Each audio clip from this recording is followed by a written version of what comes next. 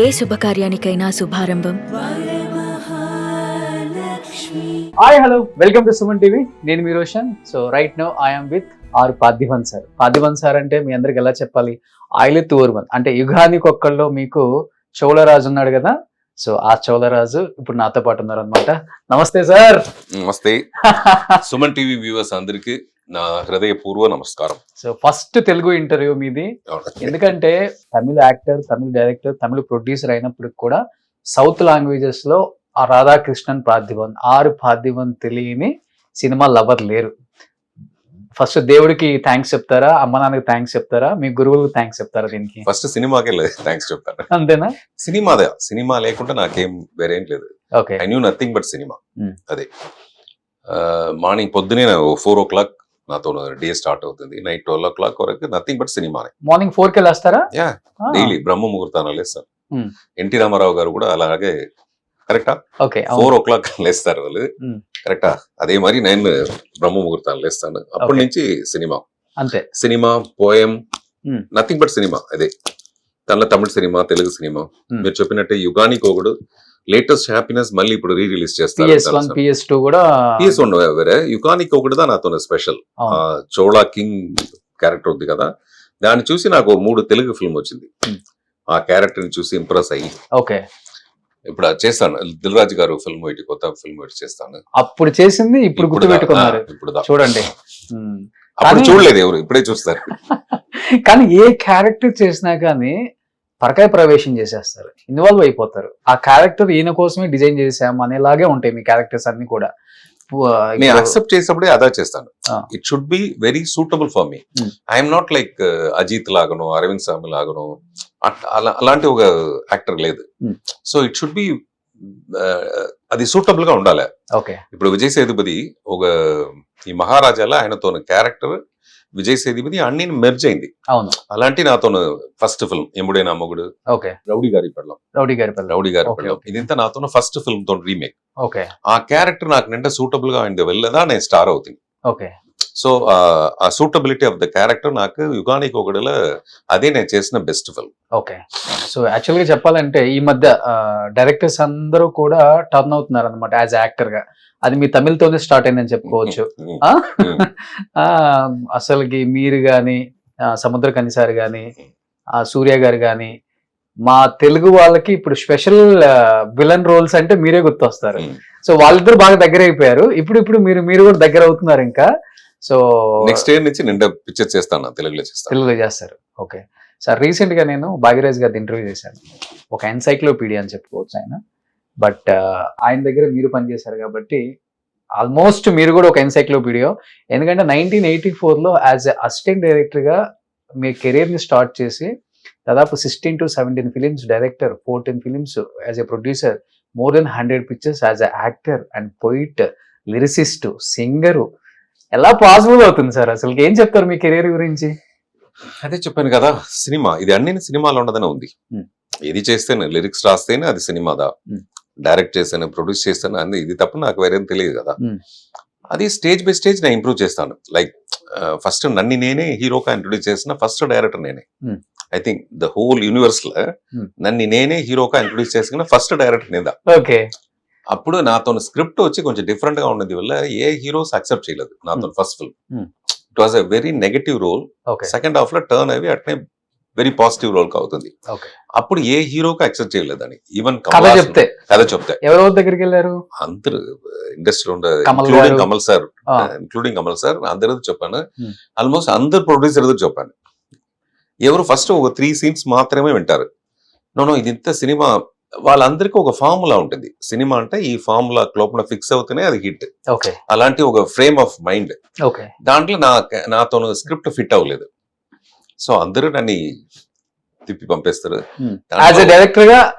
అప్పుడు నేను వచ్చి యాజ్ ఎ డైరెక్టర్ కదా నన్ను థింక్ చేసి, ఎవరు లేనప్పుడు అప్పుడు నాకు నేనే హీరో కావదనేసి డిసైడ్ చేసి, దానికి ఒక ప్రొడ్యూసర్ మిస్టర్ సుందరం అనేసి ఒక ప్రొడ్యూసర్, ఈ took the risk. Like 38 lakhs ఆ టైంలో. పుదియ పాది. Okay. It was release in 1989. Okay. 88 లో స్టార్ట్ చేసాము. 38 lakhs ఫస్ట్ కాపీ. అవును, ఒక పైసా కూడా తిప్పిరాదు. అంత పెద్ద రిస్క్ తో నన్ను హీరోగా ఇంట్రొడ్యూస్ చేశారు ఆయన. ఓకే. వాడుదా నాకు దేవుడు. సూపర్ డూపర్ హిట్ కదా, అవును సూపర్ డూపర్ అవార్డు కూడా వచ్చింది best National. Feature film. 2 national award వస్తుంది అవును. దానికి. ఇంతవరకు నెక్స్ట్ కూడా ఏదో చేశారు, ఆ డేస్ అనేది వస్తుంది ఒకటి, నాదియా నా picture houseful. Houseful Houseful. Houseful second national award. Oththa సెరుపుని పిక్చర్ చేశాను, దానికి 3rd నేషనల్ అవార్డు దొరికింది. ఓకే. ఆ ఒత్త సెరుపుని నేను హిందీలో అభిషేక్ బచ్చన్ పెట్టి చేసి ఉంటాను, ఇంకా రిలీజ్ అవ్వలేదు అది. Amitabh Bachchan is the producer. The same film I'm doing it in Hollywood next year with Denzel Washington. I have sign the film. Okay. So that is the happiest thing I'm okay. But పుదయపాదికి national award వచ్చిన తర్వాత best feature film in Tamil, చాలా మందికి stories చెప్పారు కదా, ఆ heroes ఎప్పుడైనా కలిసినప్పుడు వాళ్ళ ఫీలింగ్ ఏంటి సార్? లేదు, కమల్ సార్ స్టేజ్ లే చెప్పారు.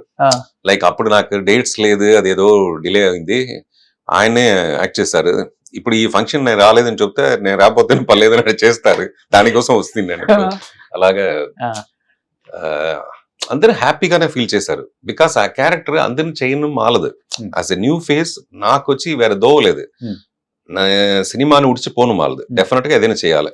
అప్పుడు అంత పెద్ద రిస్క్ నేను ఎత్తుతున్నాయి ఆ పిక్చర్ లో. ఓకే. సో ఆ పిక్చర్ లోనే కదా సీత గారు కూడా. అది ఆ పిక్చర్ కి వాళ్ళే పెద్ద ప్లస్ పాయింట్. బికాస్ నా ముందు ఎవరికి తెలియదు, సీత గారు ఫోటోని వేస్తేనే అప్పుడు బిజినెస్. ఓకే. ఆ క్యారెక్టర్ వాళ్ళు అంటే సూటబుల్ గా ఉన్నారు. లైక్ 100% ఆ ఫిల్మ్ హిట్ అయిందంటే దానిలో 90% రీజన్ వచ్చి సీత అక్సెప్ట్ చేసిందా. ఓకే. బికాస్ అప్పుడు వాళ్ళకి అలాంటి ఒక ఫేమ్ ఉంది. ఆమె ఎందుకు యాక్సెప్ట్ చేశారు? ఇంతమంది రిజెక్ట్ చేసిన అంటే టైం లేకో లేకపోతే వద్దాను, నేను వాళ్ళ నాయన గారే స్క్రిప్ట్ వినేసి వాళ్ళ నాయన గారే అడ్వాన్స్ చేశారు. దానికి తర్వాత సీత గారు వచ్చి వాళ్ళ కథని విన్నారు. డెఫినెట్ గా కథ వచ్చి హీరోయిన్ ఓరియంటెడ్ ఫిల్మ్. ఓకే. హీరోగా చేయని ఎవరినో ఉమ్మకలేదు తప్పను, హీరోయిన్ పెనదా ఉంది ఆ కథ. Okay. Heroine oriented film. Okay. So she accepted. That was the plus point. నన్ను వేసి ఎవరు పిక్చర్ తీసినారంటే థియేటర్ కి రాని ఎవరైనా ఆర్టిస్ట్ కావాలి కదా, అప్పుడు పోస్టర్లు ఎవరు వేసేది. అవును. సో అదిదా ఇప్పుడు చెప్తే 100% 90% క్రెడిట్ గోస్ టు సీత గారు. సార్ ఇప్పుడు తెలుగు చాలా వరకు 60-70% చాలా బాగా మాట్లాడుతున్నారు. అంటే మీరు పుట్టడమే తెలుగు ఫ్యామిలీలో పుట్టారా, లేకపోతే ఇండస్ట్రీలో ఉన్నారు కాబట్టి అన్ని లాంగ్వేజెస్ వాళ్ళు టచ్ లో ఉంటారు కాబట్టి దాని వల్ల తెలుగు నేర్చుకున్నారా? లేదు, మదర్ టంగ్ నాకు తెలుగే. మా ఇంట్లో స్ట్రిక్ట్ గా తెలుగుగా మాట్లాడాలి. బట్ ఇదిదా తెలుగు మాకు తెలుసు, ఇదిదా ప్యూరెస్ట్ తెలుగు మేము ఫీల్ చేస్తాం. మా నాయనంతా తెలుగు మాట్లాడకపోతే చంపేస్తారు మమ్మల్ని. అంతేనా? స్ట్రిక్ట్. ఒక మాట కూడా అరవన్లా మాట్లాడకూడదు ఇంట్లోనే. ఓకే. సో మేమందరూ ఇంట్లో ఇదే తెలుగు మాట్లాడతాం. మాకు తెలియదు ఇది 100% తెలిసి మేము మాట్లాడతాం. అది ఇప్పుడు మీకు 60% గా అమ్మగారి ఎక్కడ నేటివ్ ప్లేస్? ట్రిచి. మాకు నేటివ్ వచ్చి ట్రిచి. మాకు ఆంధ్రాకి ఏం సంబంధం లేదు, at least for 4-5 generations. Okay. But Bhagirath sir తెలుగుతో నాతో తెలుగు బెటర్. తెలుగు మరి నాకు ఆయన బెటర్ అనిపించారు. తెలియదు, ఆయన పెద్ద స్క్రీన్ ప్లే మేబీ. సో ఇప్పుడు మీరు ఒక 1984 లో భాగ్యరాజ్ గారు సార్ దగ్గరికి వచ్చారు కాబట్టి స్టార్టింగ్ ఆయన దగ్గర అసిస్టెంట్ డైరెక్టర్. ఆయన దగ్గర నేర్చుకుంది మీకు ఎంతవరకు ఉపయోగపడింది స్టార్టింగ్ కెరియర్ డేస్ లో అంటే ఏమని చెప్తారు? ఆయన దగ్గర వెళ్ళేటప్పుడు ఒక స్క్రిప్ట్ చూపేసి పోయి జాయిన్ చేశాను. నేను జాయిన్ చేసినప్పుడు almost 93 assistant directors are waiting on the road. Palm grove hotel 93. అది ఇదేం చేసిన డైరెక్టర్ కదిర్, ఆర్వి ఉదయ్ కుమార్ వీళ్ళంతా క్యూలో ఉంటారు. 93లో పామ్ గ్రోలో డబుల్ ఫైనెస్ ఒక కాటేజ్ ఉంది వెనక. ఈ మెయిన్ రోడ్ నుంచి ఒక క్యూ నిలుస్తుంది. దాంట్లో నేను నిలుస్తాను అప్పుడు. సో అందరూ కథ చెప్పారు. నేను పోయి నేను చెప్పిన కథ నిండా డిఫరెంట్ గా ఉండేది వల్ల నన్ను సెలెక్ట్ చేశారు. అప్పుడు నేను ఏం ఫీల్ చేస్తుంటే నేను ఏం థింక్ చేస్తాను అది ఓకే అని థింక్ చేస్తాను. అప్పుడు what ever I create that will be best అనేసి నా మైండ్ లో ఉన్నాను. ఆయన దగ్గర పోయిన తర్వాత నాకు ఫస్ట్ భయం వచ్చింది. ఆయన బ్రహ్మాండమైన ప్రమాదమైన సీన్ అంతా ఇది వచ్చి జస్ట్ కుప్ప అటని చెప్తారు. కుప్ప అంటే ఇది వేస్ట్, ఇది ఒక ఐడియాకి పెట్టకంటే ఇట్ట మరి బెస్ట్ సీన్ చేయాలని చెప్తారు. అప్పుడు నా ఫస్ట్ అదే నేను నేర్చుకుంటాను. Like whatever we create అది బెస్ట్ కాదు, there will be something better than this. So we have to search for that. అదిదా భాగ్యరాజ్ గారు. ఆయనతో screenplay best screenplay గా ఉంటుంది. దానికి reason he won't satisfy with normal scenes. ఇండియాలో ఎవరు లేరు కదా ఆయన మించిన best screenplay writer. So అదిదా నా ఫస్ట్ ఆయన దగ్గర నేర్చుకుంటే we shouldn't satisfy with what ever we're having, what ever we are created in the morning. If you think in the evening you can think better. So like that we will improvise on the sets also we will improvise.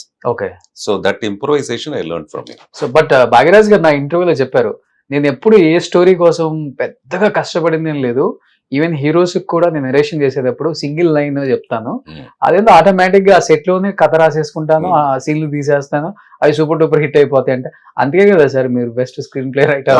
అన్ని ఆయన mind లోనే ఉంటుంది. Hmm. But we use to discuss lot, like Okay. 6 months కూడా discuss చేస్తాము.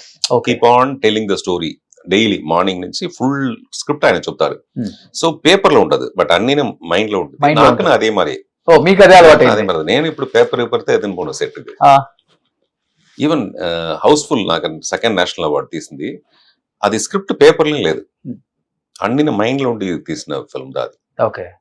Even మొన్న 2019 లో మీరు acting కి ఆ. సెరుపు సైజు 7 Yeah. నేనైతే పిచ్చి పిచ్చిగా ఎంజాయ్ చేసేది.